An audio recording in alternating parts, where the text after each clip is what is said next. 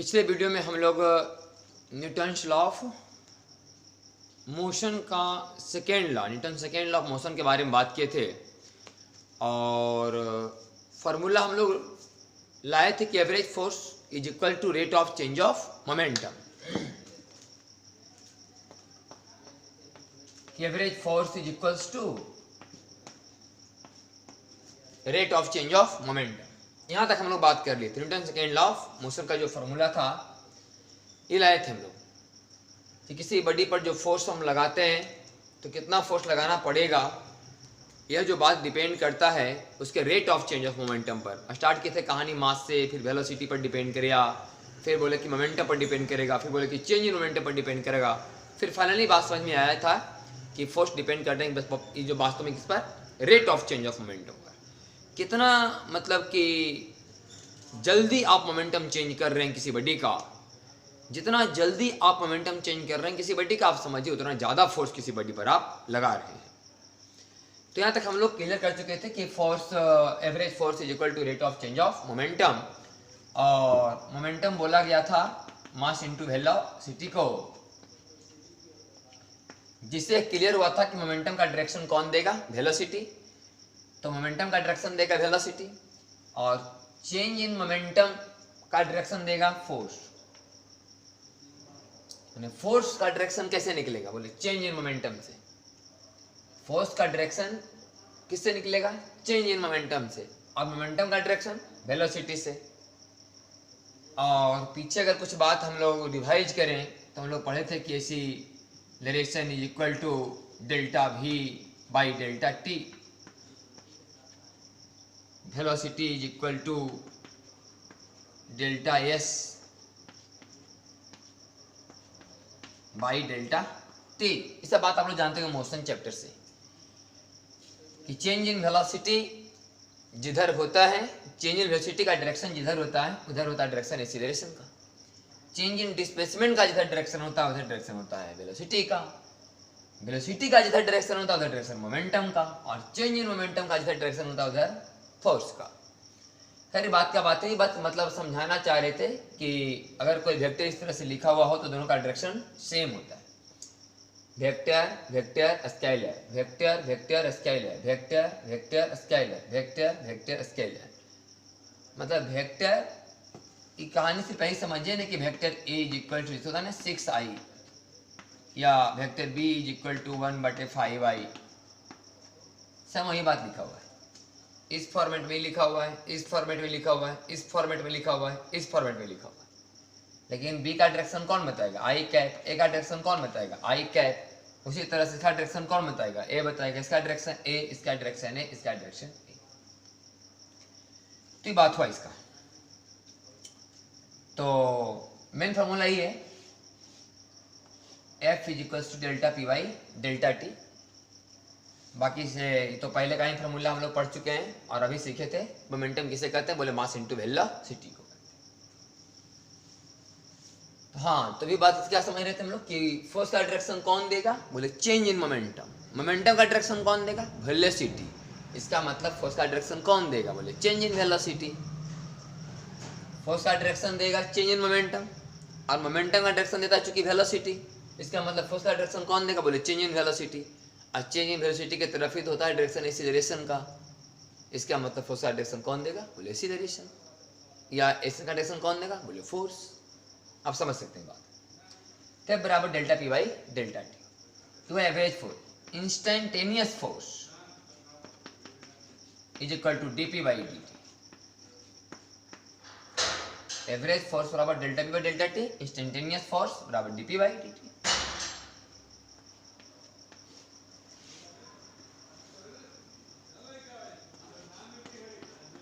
dp बराबर F d t, दोनों तरफ इंटीग्रेशन कर दीजिए। तो क्या निकला, बोले चेंज इन मोमेंटम। इसको पढ़ते हैं चेंज इन मोमेंटम बराबर एफ डी टी का इंटीग्रेशन। चेंज इन मोमेंटम है, तो ये भी चेंज इन मोमेंटम हुआ। तो चेंज इन मोमेंटम अब आई चेंज इन टाइम बराबर average force. Change in momentum by change in time बराबर एवरेज फोर्स। ये कहानी वैसा ही है जैसे कि हम लोग पहले पढ़ते थे कि एवरेज एक्सीलरेशन बराबर delta we by delta t, instantaneous acceleration बराबर d v by D t, और पढ़ते थे कि डी वी बराबर ए डी टी, दोनों तरफ इंटीग्रेशन, ये बात चेंज इन वेलोसिटी। तो ये हो गया आपका change in velocity, change in velocity, तो भी चेंज इन वेलोसिटी। अब आई चेंज इन टाइम बराबर एवरेज एक्सीलरेशन बराबर change in velocity by change in time. Same formula पढ़ते थे पहले, आप मोशन चैप्टर में सब पढ़ा हुआ है। एवरेज वेलोसिटी बराबर delta S by delta t, instantaneous velocity बराबर डी एस बटा डी टी, डी एस बराबर वी डी टी का इंटीग्रेशन, ये बात चेंज इन डिस्प्लेसमेंट, तो change in displacement by change in time बराबर एवरेज वेलोसिटी। तो same acceleration, same velocity, same force का कहानी, सेम टू सेम। ये सब मोशन में पढ़ रहे थे, इन न्यूटन्स लॉ मोशन में पढ़ रहे हैं।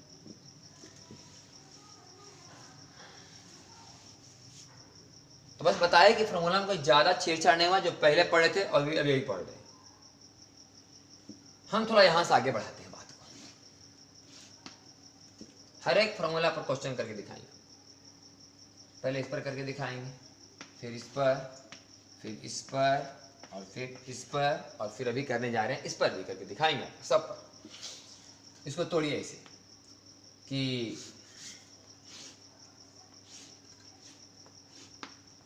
इसका देखिए, इंस्टेंटेनियस फोर्स बराबर बोले DP by D T, instantaneous force बराबर बोले डीपी बाई डी टी। इसको तोड़ रहे, तो इंस्टेंटेनियस फोर्स बराबर डी, अब पी बराबर एम भी, अब आई डी टी, इंस्टेंटेनियस फोर्स बराबर डी एम भी बाई डी टी। मान लिया जाए किसी क्वेश्चन में मास कांस्टेंट रहे, वेलोसिटी बदले, तो मास बाहर आएगा डिफरेंशिएशन से, क्योंकि मास कांस्टेंट है। ये तो हो गया कोफिशिएंट, गुणांक हो गया, बाहर जाएगा।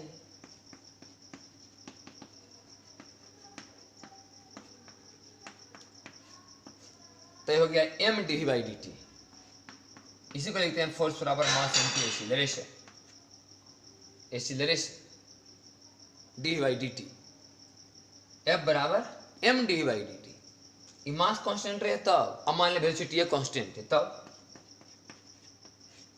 एफ बराबर v d M by D t. ये फॉर्मूला है फोर्स का, एफ बराबर v d M by D t, F बराबर M D by D t. दो फॉर्मूला फोर्स का, एफ बराबर v d M by D t, F बराबर M D by D t. दोनों पर हम थोड़ा थोड़ा एग्जाम्पल टाइप से सुना देते हैं आपको। इसे एफ बराबर M D by D T में क्या होगा ना, कि फोर्स लगेगा वेलोसिटी चेंज होने से। अब वेलोसिटी चेंज होने से मतलब वेलोसिटी वेक्टर चेंज होने से, या तो मैग्नीट्यूड चेंज होगा या तो डायरेक्शन चेंज होगा।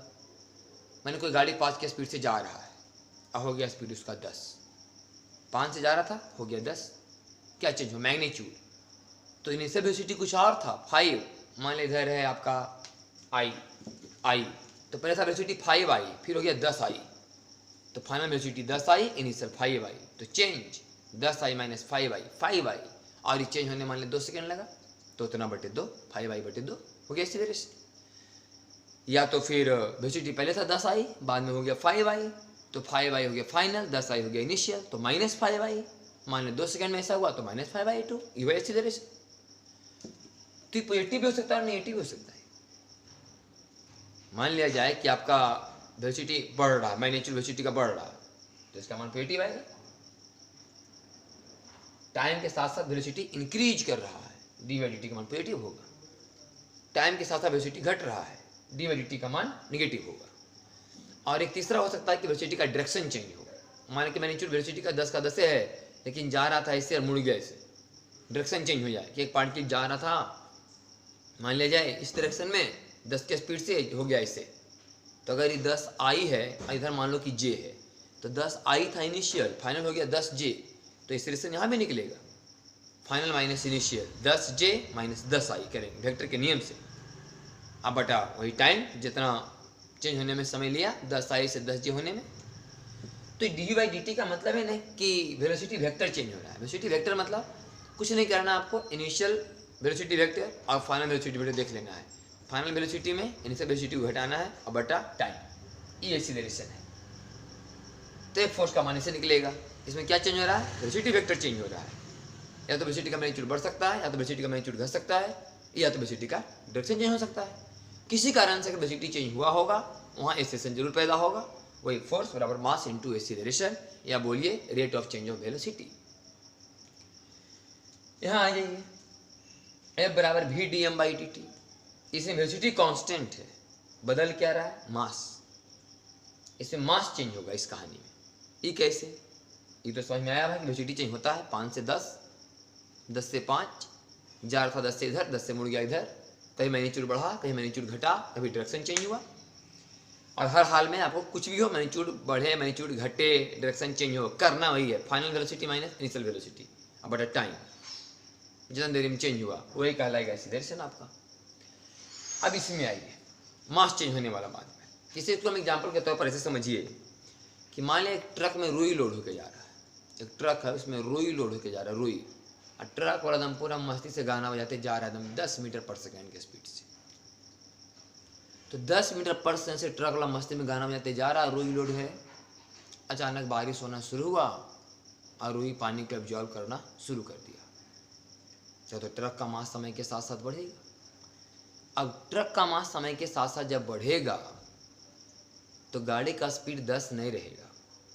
जैसी मास बढ़ना शुरू होगा ट्रक का चाल घट जाएगा, 10 से 8, 7 ऐसे होना शुरू हो जाएगा। और अगर ट्रक वाले ड्राइवर को अपना स्पीड गाड़ी का 10 ही रखना है, वेलोसिटी कांस्टेंट रखना है, तो उसे फोर्स लगाना पड़ेगा कि नहीं? फोर्स लगाना पड़ेगा उससे आगे की ओर। किधर फोर्स लगाना पड़ेगा? जिधर गाड़ी चल रहा है उसी डायरेक्शन में। इसको एक्सीलरेटर देना पड़ेगा थोड़ा सा। अगर वेलोसिटी कांस्टेंट रखना है तो 10 का, तो कितना फोर्स उसे लगाना पड़ेगा भाई ताकि वो 10 का स्पीड मेंटेन रखे? तो बोलेंगे V D M by D T, 10 और D M by D T से लिखा कि 4 किलो पर सेकेंड से ट्रक का वजन बढ़ रहा है बारिश के होने से। तो ट्रक का वजन बढ़ रहा है ना, तो D M by D T हुआ पॉजिटिव। तो फोर्स का डायरेक्शन कौन बताएगा? वेलोसिटी। जिधर वेलोसिटी है उधर फोर्स लगाना होगा आपको। लेकिन यदि D M by D T का मान निगेटिव हो जाए तो फोर्स का डायरेक्शन कौन देगा? Minus of velocity. जिस इसका उल्टा एग्जाम्पल समझिए कि एक ट्रक में बालू लोड है। अभी ड्राइवर गाना गाते मैंने बजाते जा रहा 10 के स्पीड से। अब बालू मान लिया धीरे धीरे घट रहा है, 4 kg पर सेकेंड से, कहीं से लीक है, टूटा हुआ है और सरक रहा है बालू धीरे धीरे। 4 kg पर सेकेंड से रास्ता में बालू गिरते जा रहा है। तो ऐसे में ऑटोमेटिक ट्रक का स्पीड हाई हो जाएगा। तो अगर ट्रक के ड्राइवर को अपना स्पीड 10 का 10 ही रखना है तो उसे पीछे फोर्स लगाना होगा वेलोसिटी के डायरेक्शन के अपोजिट। ये कैसे पता चला? बोले D M by D T का मान यहाँ घट रहा है, D M by D T का मान निगेटिव है यहाँ। चूंकि D M by D T का मान निगेटिव है, इसका मतलब फोर्स का डायरेक्शन कौन देगा? Negative of velocity. माइनस तो कभी मैग्नीट्यूड में जाता नहीं, उसको तो हमेशा डायरेक्शन में शामिल होना है। तो अगर ट्रक का वजन घट रहा है समय के साथ साथ तो फोर्स लगाना पड़ेगा आपको जिधर ट्रक जा रहा है उसके अपोजिट। मतलब ट्रक के वेलोसिटी को मेंटेन रखने के लिए, कांस्टेंट रखने के लिए। कांस्टेंट रखा गया ना वेलोसिटी यहाँ कांस्टेंट। तो ऐसा सवाल इससे सॉल्व होगा। तो हम लोग हर एक पर एक सवाल करके दिखाएंगे आपको। 1 2 3 4, इसको 5 समझिए, इसको 6 समझिए, 6 का बोला। तो चलिए हम लोग पहला से स्टार्ट करते हैं और बारी बारी से सबको देखेंगे।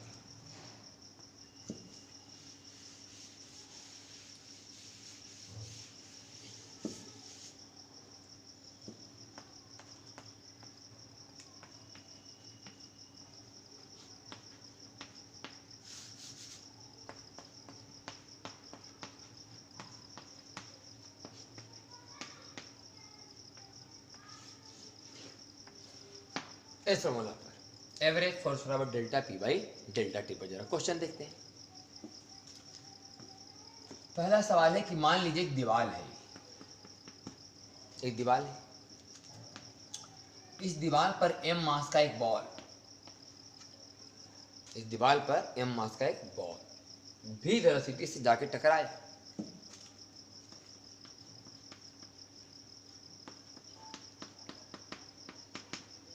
और टकराने के बाद आफ्टर कोलिजन फिर भी वेलोसिटी से लौट आया। जब हम सवाल में बोल दिए कि लौट आया भी चाल से, तो आपको मानना पड़ेगा कि भी चाल से ही लौट गया।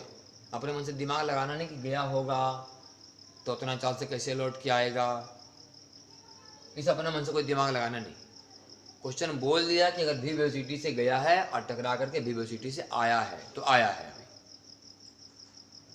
और बॉल को दीवार से जब टकराया था बॉल, तो कुछ समय के लिए तो दीवार और बॉल में कांटेक्ट तो हुआ होगा। तो जो कांटेक्ट टाइम है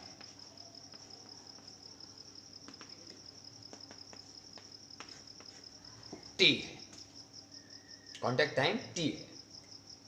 एम मास का बॉल भी वेलोसिटी से गया, दीवार पर टकराया और फिर टकरा करके भी वेलोसिटी से लौट गया। दीवार के संपर्क में जितना देर तक बॉल रहा वह टाइम टी है। हम निकालने जा रहे हैं change in momentum of ball. Change in momentum of ball, final momentum minus initial momentum.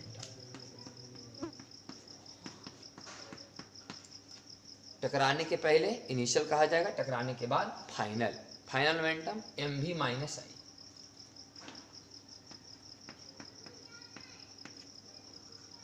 Minus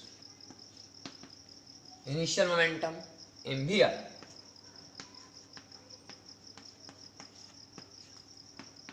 equal to 2m भी minus I. Change in momentum का मैग्नीट्यूड 2m भी, डायरेक्शन माइनस आई।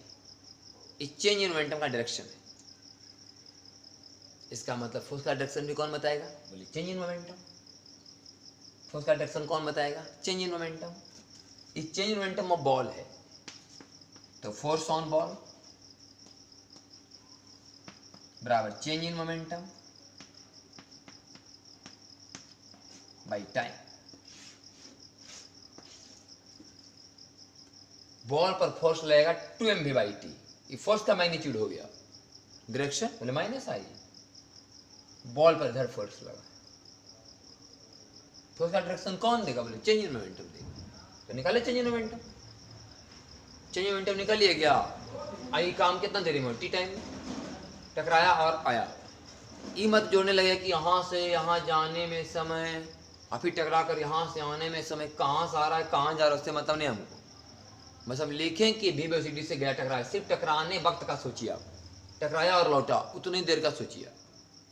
यानी कि आ रहा है किधर से 5 सेकंड पहले से आ रहा था, फिर टकरा के 5 सेकंड बाद तक जा रहा है, 10 सेकंड समय लगा, ऐसे नहीं। जितना देर दीवार के संपर्क में रहा उतना ही देरी में मोमेंटम चेंज हुआ। आ तो रहा था इधर से कहीं दूर से आ रहा होगा, दूर तक जाएगा भी, उस समय लेना नहीं। कॉन्टैक्ट टाइम 30 में कॉन्टैक्ट में हुआ, बस गया टकरा करके लौट गया, उतना समय में चेंज हो गया momentum. Change in momentum by change in time. ये फोर्स ऑन बॉल निकल गया। फोर्स ऑन बॉल कितना? 2mv by T. अगर पूछे कि फोर्स ऑन बॉल, यहीं से थोड़ा सा कंसेप्ट शुरू हो जाता है Newton third law of motion का। खैर इसके बारे में हम लोग फिर से बात करेंगे, थर्ड लॉ ऑफ मोशन आएगा, अभी तो सेकेंड लाइन चल रहा है, लेकिन यहाँ से शुरुआत हो जाता है। थर्ड लॉ ऑफ मोशन में क्या है? कोई क्वेश्चन थोड़ी होता है थर्ड लॉ ऑफ मोशन में। थर्ड लॉ ऑफ मोशन में एक थ्योरी है। फर्स्ट लॉ ऑफ मोशन क्या था? थ्योरी था। सेकेंड लॉ ऑफ मोशन में पूरा प्रॉब्लम है। थर्ड लॉ ऑफ मोशन में सिर्फ भी थ्योरी है, नेचर पता चलता है फोर्स का। पहला में क्या पता चला था? डिफिनीशन, दूसरा में फॉर्मूला, तीसरा में फोर्स का नेचर। तो उसके बारे में हम बजावते बात करेंगे थर्ड लॉ ऑफ मोशन में। लेकिन यहाँ समझिए कि फोर्स ऑन बॉल का डायरेक्शन किधर है? माइनस आई। बॉल पर बल इधर लगा, तो बोले कि दीवार पर बल किधर लगा? बोले प्लस आई। कितना लगा? बोले 2mv बाई टी। जब थर्ड लॉ ऑफ मोशन पढ़ेंगे थोड़ा बहुत तो पता ही होगा कि हर एक क्रिया के बराबर प्रतिक्रिया होती है, एक्शन के बराबर रिएक्शन होता है, दोनों का डायरेक्शन अपोजिट होता है। तो इस सब बात से आप समझिए कि फोर्स ऑन बॉल अगर ये लिख रहे हैं आप, तो फोर्स ऑन बॉल अगर यहाँ पर पूछे कि फोर्स ऑन बॉल, तो आपको यही बोलना पड़ेगा 2mv बाई टी प्लस आई। इतना ही फोर्स अगर दीवार पर भी, लेकिन उधर लगा आई की तरफ। बॉल ने दीवार पर फोर्स उधर लगाया, दीवार ने बॉल पर फोर्स इधर लगाया, हो गया कहानी। अच्छा, इस कहानी में अगर ये कहता कि बॉल गया और टकरा करके रुक गया, इसी में सुधार कर देते कि आफ्टर कोलिजन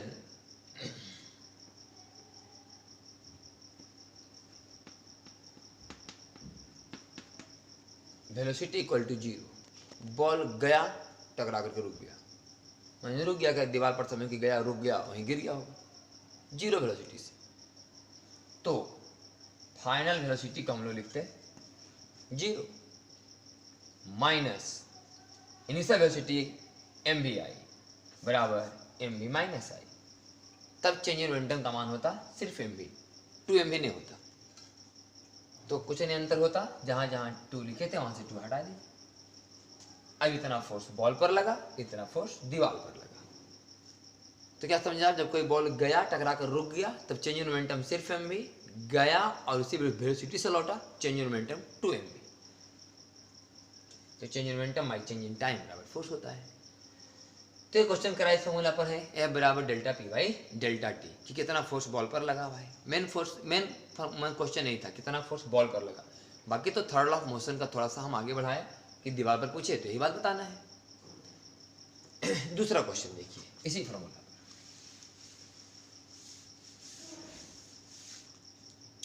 सेम क्वेश्चन एकदम सेम ढंग का सवाल।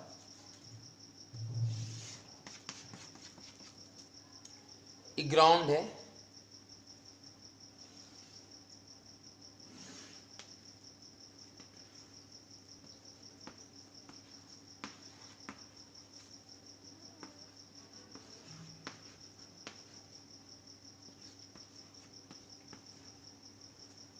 m मास का एक बॉल v वेलोसिटी से ऐसे आया, टकरा कर ऐसे लौट गया। यहाँ कांटेक्ट टाइम t।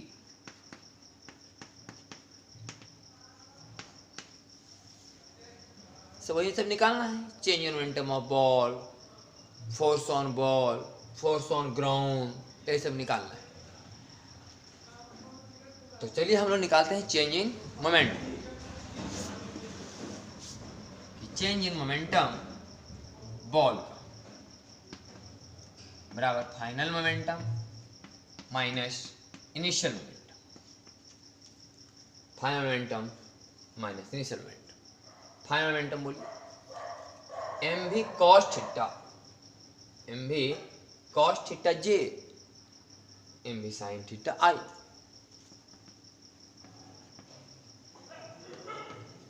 एम भी कॉस थीटा जे और एम भी साइन थीटा आई।